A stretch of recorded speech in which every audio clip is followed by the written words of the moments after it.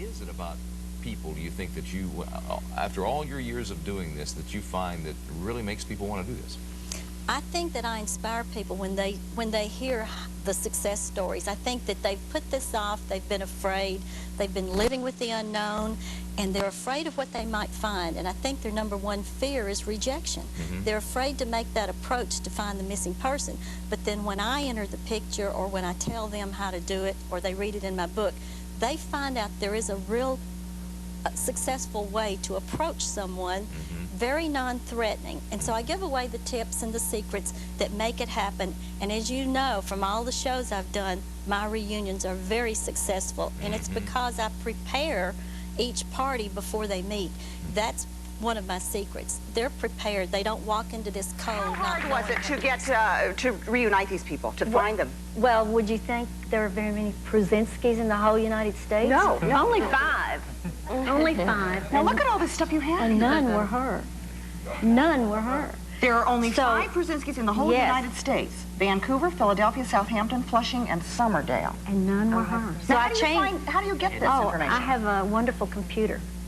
And I can enter anything into the computer. A name, a date of birth, a social security number, you name it. I can find people.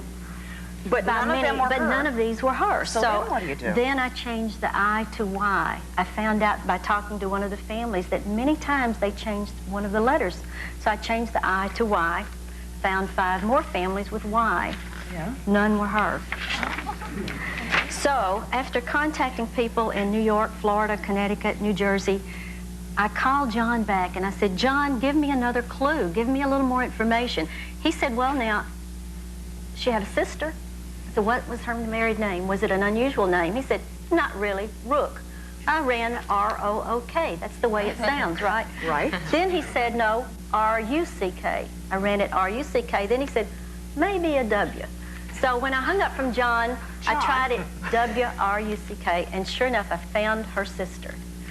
Well, I was so thrilled. This was like many hours later after I found the sister. Linda? I placed a call, and Linda said, how do I know you're who you say you are? In Ron Yeah, Coleman, I'm not New York. going to tell you anything. How do I know who you are? Right. I said, well, there's a lot of weirdos out there, Norma. I had to convince her, you know, that I'm legit, and this is for real, and once I want you to meet the lady who helped us find some of our guests today. She is a private investigator, author of the book, How to Find Almost Anyone, Anywhere. Please welcome Norma Tillman, everybody. Some of these guests, Norma, were not easy to find, like Matt was tough. No, we had no trail to follow. Matt, we only had his name from California. That's all we knew about him. And we were able to go from Daytona Beach, Florida to Marysville, California, locate a landlady who finally told us how to get in touch with Matt's father, who contacted Matt and had him call us. It was a long, hard road to find Matt. What about tracking down Randy? Randy left a good trail. We knew that he was in Florida. Tracy had some very good identifiable information for me to follow. She's a pack rat. She kept a lot of information on Randy, and it was not that difficult. I was able to trace him down to West Palm Beach, Florida. You've mentioned some great resources during this hour about the Mormon Church Library, the Court Clerk's Office, City Suburban Directory, the library, of course, switchboard.com on the internet. And all of these resources and a whole lot more are found on your website or in your books. Yes, my website will link you to those and more. That's not even scratching the tip of the iceberg. That is just a few, very few sites. There are thousands and thousands of them out there. Of course, you don't have to have a computer in order to do this. True. You can go to your public library and they have computers available for you to use. And you're not saying go out and buy all my books. You can go check them out at the library as well. Let me review these titles with you, okay? There's The Man with the Turquoise Eyes, How to Find Almost Anyone, Anywhere, Secrets for Successful Searching, which you're not seeing on your screen, and the Adoption Searcher's Handbook. These are all in public libraries. You can check them out, get the information you need, and hopefully find that lost loved one that you're looking for.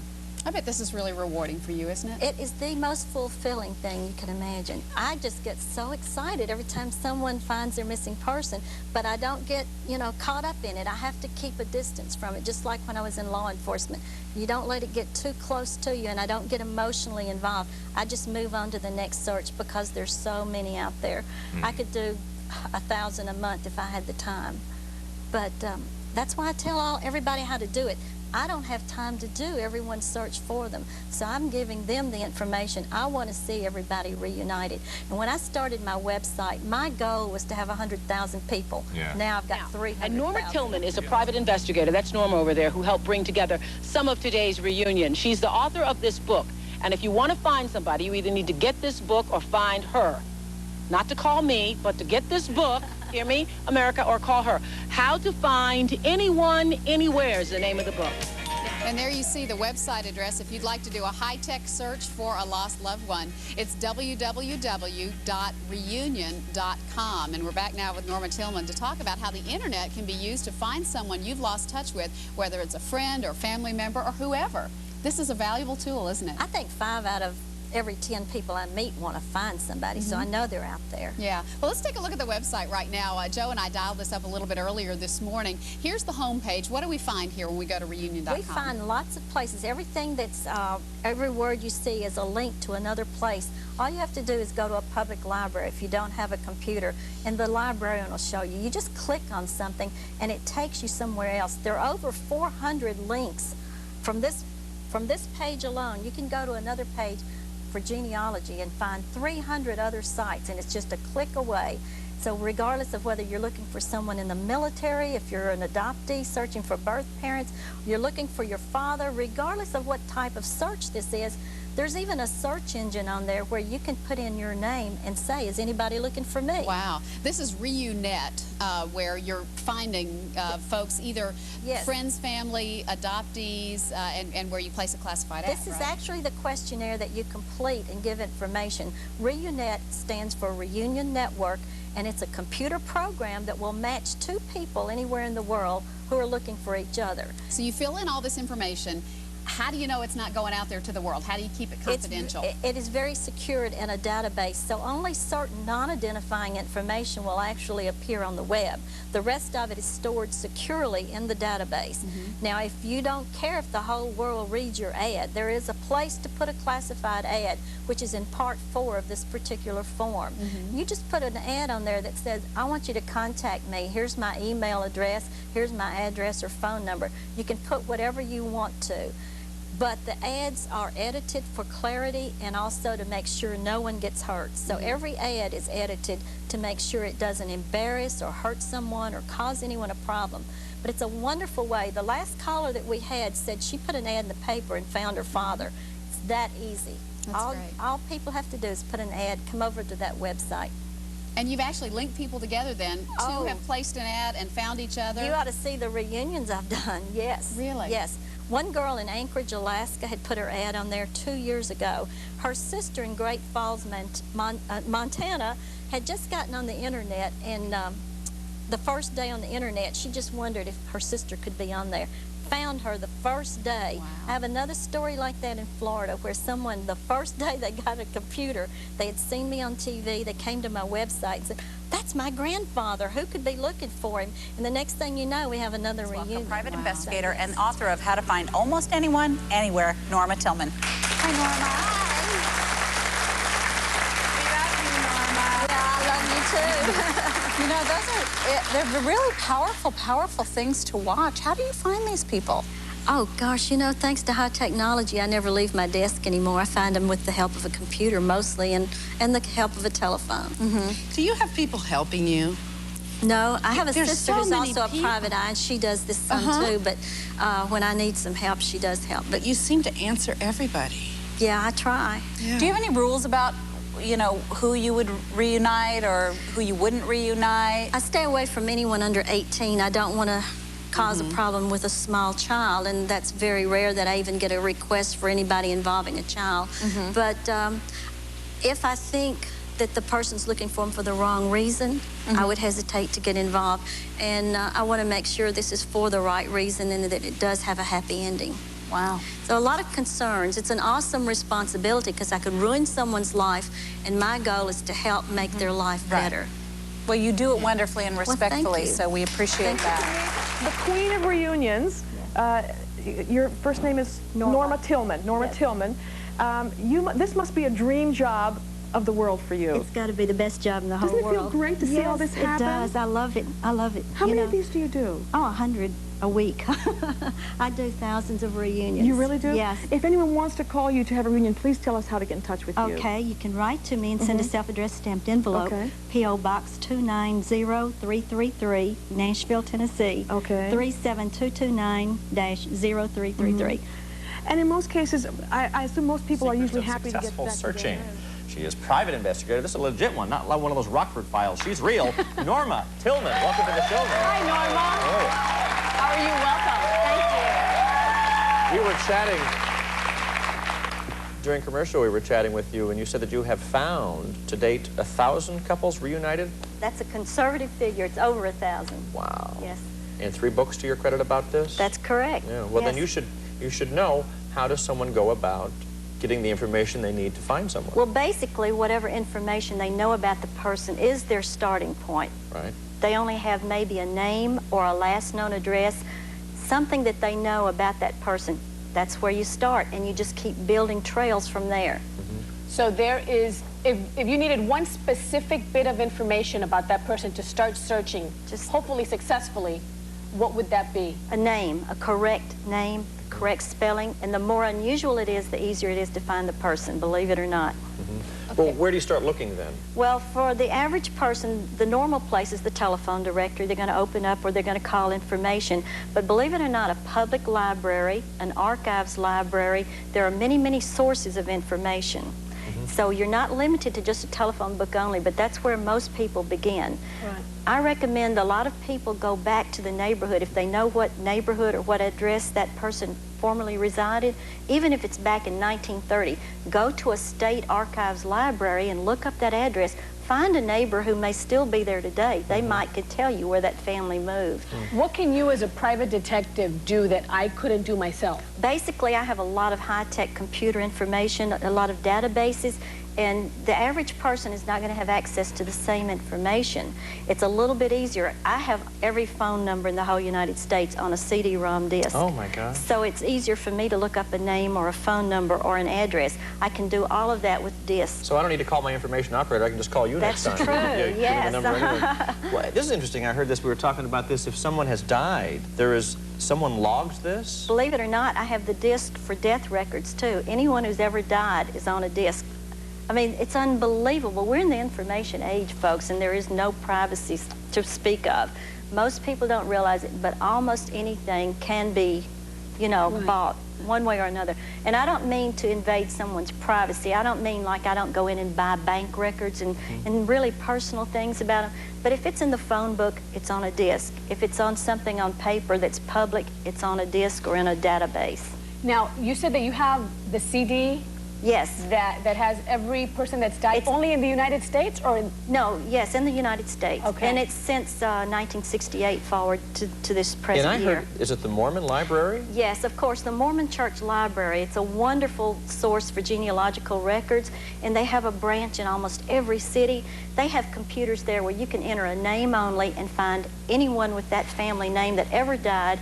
Not only does it tell you when they died, it tells you when they were born, their social security number if they had one, and where the death benefit was paid. Oh, my. Wow. So how expensive is it to hire, for example, you or any type of private detective? Well, of course, different private detectives in different states charge different hourly rates, but an average search is about $500. A person can do it themselves.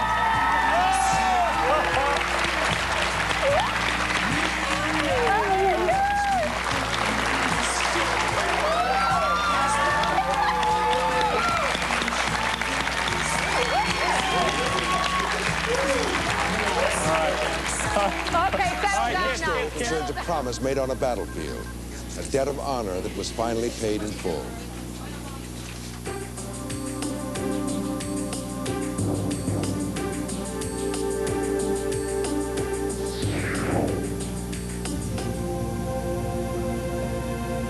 Vietnam is far removed from the quiet tranquility of Saranac Lake, a village in upstate New York.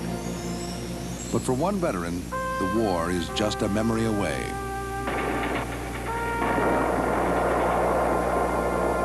At times, it's like being locked in a nightmare that nobody else will ever understand.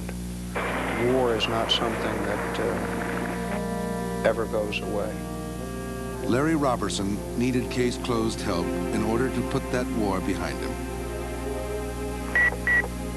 My name is Larry Robertson. My story is reference a debt of honor I owe to a fallen comrade in Vietnam, and I would appreciate any assistance you can provide. 1966, Vietnam. To the men of Charlie Company, 3rd Platoon, 28th Infantry, Lieutenant McCoy was more than a leader. He was a friend. He was right there with his men, and it was the kind of example that early on in that war we needed. We needed men who would lead, and he did. On February 28th, Lieutenant George McCoy entered a minefield to recover the bodies of 3 enemy soldiers killed during a Viet Cong attack. Larry had originally volunteered for the mission. I had begged and pleaded and volunteered and got just everything short of insubordinate to have been the one to go out there in the first place. And he would not see it, would not hear it, would not allow it. Then, as Larry watched horrified, the lieutenant stepped on a mine. I actually felt the concussion of the explosion that killed him. That's how close that was. Larry ran through the minefield to the stricken officer. I was there to cradle him, and that's when he asked me to deliver a message to his family. And I promised him I would. And he died. There would never be another George McCoy. Larry had made a promise he had to keep. But Larry would discover that making a promise is easier than keeping it. He contacted veterans organizations, registered with buddy searches, and went to the Vietnam Veterans Memorial in Washington, D.C. Larry also wrote letters to the Army Record Center and phoned state and national officials. But none of it brought him any closer to delivering his message. Compounding Larry's difficulties was a serious medical problem that made travel difficult, if not impossible. I have degenerative joint disease, but I've not ever been real good at feeling sorry for myself. I just decided that I would set myself a new course and continue to go on to finding George's family and to put my own life back in order. Larry couldn't find the McCoys alone. After his call, Case Closed investigator Norma Tillman traveled to Saranac Lake to meet with her new client. Did you know anything about where he was from? No, I knew he was from the Midwest somewhere, but even the military records wouldn't give me that. I felt like we were a team from the very beginning. I gave Larry the same promise he gave George, and I didn't intend to let Larry down. I didn't know how, and I didn't know where, and I didn't know when, but I knew it was going to be possible. In order to begin the search, Norma went to Washington, D.C. You have to know how to ask the questions, and Larry didn't know how to ask questions. He didn't really know what to look for. So therefore, no matter who he contacted or what he did, he was not going to get the information he was searching for. I went to all the federal buildings that had records that were available, and I really didn't come up with anything. At the Vietnam Veterans Memorial, Norma looked up George's name in the casualty roster. It listed McCoy's hometown as Munster, Indiana. After leaving the wall, Norma went to Munster. She thought she was closing in. I thought I was just going to go to Munster, drive out to this street address, which is no problem because Munster's not that big of a city. But 30 years had changed the small Indiana farming town. I tried dialing a few of the McCoys that were in the phone book, but they were not relatives. They didn't even know the family. But the last thing in the world I expected was that the street's not there. Norma learned that the 14 acres once owned by George's family had been sold, and what was once rich farmland was now a field of tract houses. Norma let her client know about her difficulties. But by now, Larry had grown used to waiting. The sensation and the feelings that go with the waiting are something I got very good at. I wait well, but I don't wait patiently. As long as she was in Munster, Norma decided to take a chance. She went to the library to see if she could find George's obituary. I was able to find an obituary, a death notice of Lieutenant George McCoy, and it gave the father's employer, which was Inland Steel. Norma contacted Inland Steel and learned that George's father had retired in 1973 and passed away in 1986. They also gave her George's father's last known address, 1,100 miles away in Ocala, Florida. 3 phone calls later, Norma hit pay dirt. After 30 long years, the search is finally over. And this mother doesn't know what's about to happen, so I know this is going to be quite an experience.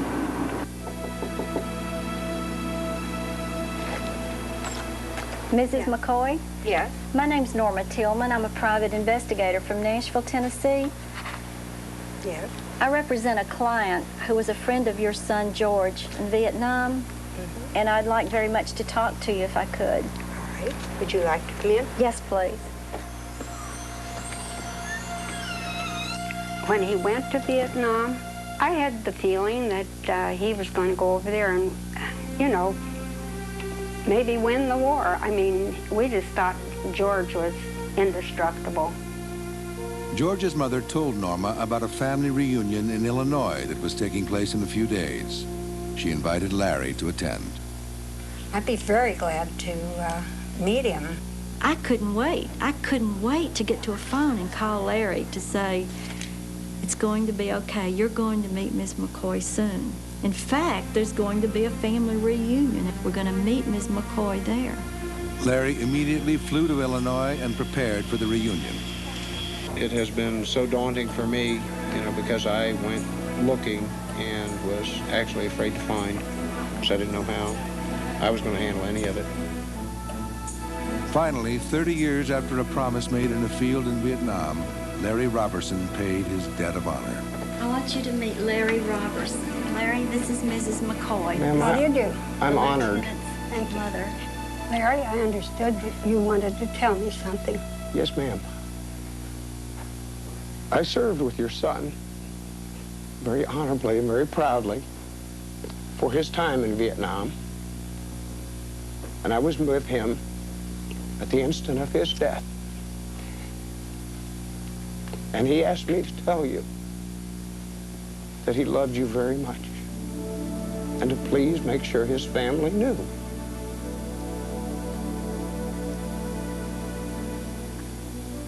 And for 30 years, almost, I've kept looking. And I am just so proud and so pleased and so honored to be able to tell you that you all were the last thought on his mind when he left this world. And he brought nothing but credit on this family. He was the most valuable person I ever knew. For Henrietta McCoy and her family, it was the first time they had the opportunity to speak with someone who actually knew George in Vietnam. For Norma, it was a job well done. What was it like today?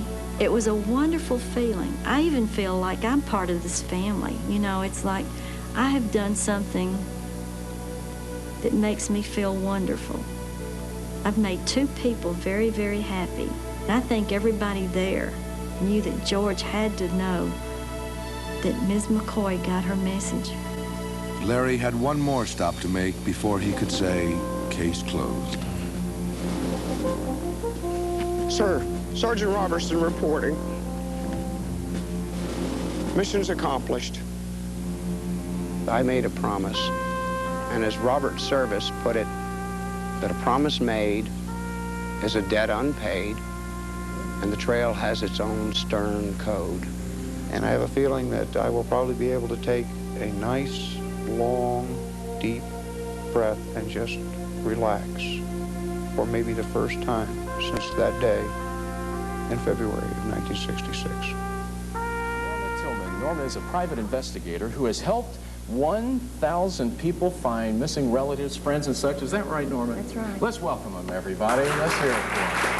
Norma, good to have you here this morning. This is a very fascinating thing. I had no idea that folks are actually searching for other people. You would really be amazed if you knew the real number of people searching. Oh. Probably in Tennessee, 50,000 people. Really? Yes.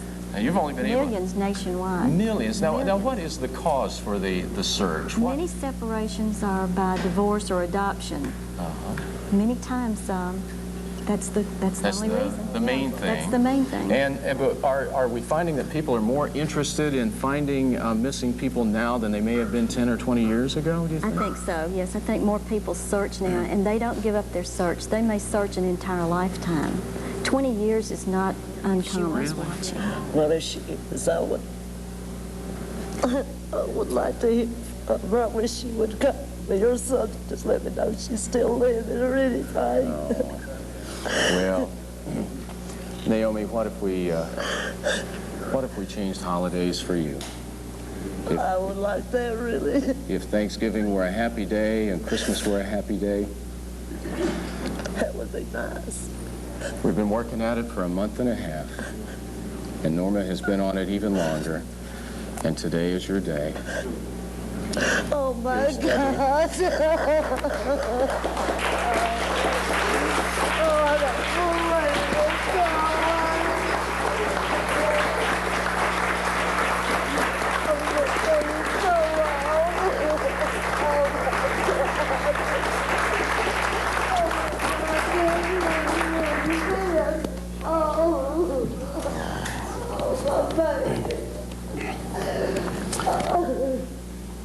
For how many years, Norma, has it been? Sorry, how many years has she been searching? 15 years. 15 years, and today that search has ended. That search is over. Oh, Naomi, she is pretty, isn't she? So beautiful. Debbie, your mother is beautiful, too. Oh, and look at this. I can't believe it. Is there someone in your life that you are trying desperately to find? Well, Star Jones and I are here with a woman who took what she learned from a remarkable 22-year career as a private investigator, and she turned it into a surefire method to track down just about anyone, from a birth mother to a deadbeat dad to a best friend, and she does it without breaking the law. She has a new book. The book is called, appropriately, How to Find Almost Anyone, Anywhere. Please welcome Norma Tillman. Good morning. Good morning. How many people have you found? Conservatively, over 1,000. For the first 11 years, I looked for criminals, even the 10 most wanted. And then for the next 12 years, I looked for people who were not criminals, who were not wanted because they'd done anything wrong, just a father, a birth mother, sibling, best friend, and even someone's first love. I've read that you enjoy doing the family reunions more than anything because of the emotion involved. But of course, let's ask the cynical question. Is there any group of people that you won't reunite, people that you won't get involved in their search? I use a lot of discretion, and if the search doesn't sound right, of course, if my intuition says this doesn't sound right, feel right, look right, it's probably not right. It's for the wrong reason. But I do turn down searches for children, anyone under 18 years of age, unless they're kidnapped victims. I will go look for someone who's been kidnapped. But not just children who've run away. Yeah, well, yes, if I have a request for that. It's children that... You'll turn down children as clients, you mean? I turn down children as clients, but I won't look for children if the mother has the child and she's supposed to have the child, the father's not supposed to. You don't get involved in those custody kinds of battles. The custody type of battles, yes. Okay, how do you do this? I know someone who recently found someone through the internet, so I can see, you know, going through all the names and addresses, but you said there are certain things that you really must know. Like yes, with four basic pieces of information, you can find almost anyone, anywhere, and that's a name, a date of birth, a social security number, and a last known address. It's that simple, and most people have that information. If you have a name, you can find a birth record, a death record, a marriage license, a divorce record. If you have a name and date of birth, most states will give you a driver's license on that person if you just write to that state. With a social security number, you can write or call Social Security, and they can help you. And also an information broker, which I'll talk about in just a moment, can help you with a Social Security number. And a last known address, you can look up the tax assessor record to see who owns the property now and if they might be related to that person. That's interesting. You know, Barbara brought up the internet, and I'm a little bit of a computer nerd, and I love the internet. I have to imagine that that's a fantastic resource right now. Well, believe it or not everybody has access to the internet, of course, and it is a luxury, not a necessity. You can find someone with or without the internet or without a computer, but there are some free information resources on the internet. There is a site on the internet at www.reunion.com that has over 300,000 searches for missing persons. There's a very good chance someone in this viewing audience today is on there. And this, may I say one more thing? This site has links to many other sites that can lead you to, like if your missing person has a listed phone number, there's a free site to look up a phone number. You know, all of this is very positive, but I think, for example, of people who don't want to be found, of people who are adopted, for example, and want to find the birth mother when the birth mother doesn't want to be found. And in cases where people do want privacy, isn't there a backlash to this? Well, of course, you know, most birth parents do want to be found. They live with the unknown as well. They want to know if they made the right decision with this child and so on. But if you're prepared for whatever you find, the truth will set you free. It's the unknown that's bothering everybody. So even if a child is looking for a birth mother that does want to be found, that's okay. They can live with that truth. It's the unknown that's causing No, I'm talking problem. about the person who doesn't want to be found. The person who doesn't want to find. The number one fear of an adoptee is that the birth parent will reject them. So they're not going to bother that person. They're not going to knock on that door. They're not going to invade their privacy. This is just a myth more than it is a reality. What about expectations? If someone wants to start a search like this, what should they be prepared for? They should be prepared for whatever they find and have realistic expectations. Whatever they find, again, is better than the unknown. They can live with the truth, but the unknown, the void in their life, is causing them a lot of pain and a lot of anger, and that will go away when they find the truth, whenever they, even if they're rejected or if the person they find is deceased, which sometimes is the case. That's okay. They're complete now, and they can go on with their life. Well, let us hope so. Let us hope it always has that kind of positive ending. I do understand that you're going to reunite one of us. One little surprise for one of you. Tell us. Today is your day, Debbie. We have a best friend from your childhood. Welcome today, Barbara Deaton from Norfolk, Virginia. Barbara Deaton from Norfolk, Virginia. Come on out. Just win it. Where is she?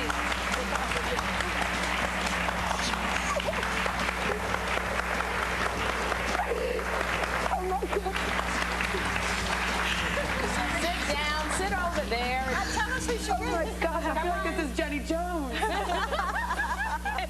This is your life, right? Okay.